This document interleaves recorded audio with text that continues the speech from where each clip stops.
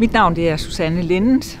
Jeg er opstillet for Venstre i Sydjylland, og konkret er jeg opstillet i Tønder Kommune. Du kan stemme på mig i hele Sydjylland. Jeg er født og opvokset her i Marsken, og min valgvideo er fra det område, som jeg er født og opvokset i, og den kærlighed, jeg har til den. Vi er i Tønder Kommune, hvor jeg sidder som byrådsmedlem og formand for arbejdsmarkedsudvalget, meget udfordret af de rammevilkår, som folketingspolitikerne lægger ned over os. Derfor er der brug for nye kræfter på Christiansborg.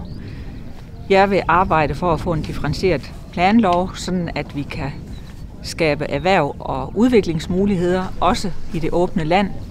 Vi skal have noget uddannelse til vores region, som gør, at de unge mennesker de bliver her, og at de kan uddanne sig, og at vi kan tiltrække andre unge. Vi skal have en infrastruktur, som gør, at vi kan få en parallel motorvej, som går fra Tønder til Esbjerg, kobles på det tyske motorvejsnet vest for Hamburg. Vi skal have hurtigere togforbindelser til Esbjerg, og så skal vi arbejde for, at vi får et Danmark i balance, hvor vi får statslige arbejdspladser, også i Tønder Kommune. De sidste 25 år har været en tiltagende centralisering af disse arbejdspladser.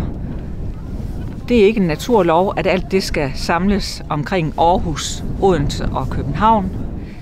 Det skal vi politikere ændre på, og det går jeg til valg på. Nu er det folketingsvalg. Tønder Kommune har brug for at få valgt et medlem i Folketinget.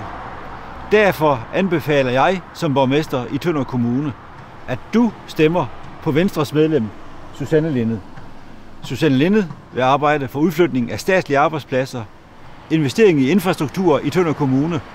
Hun har modet og viljen til at gøre en forskel. Stem på Susanne Lindet.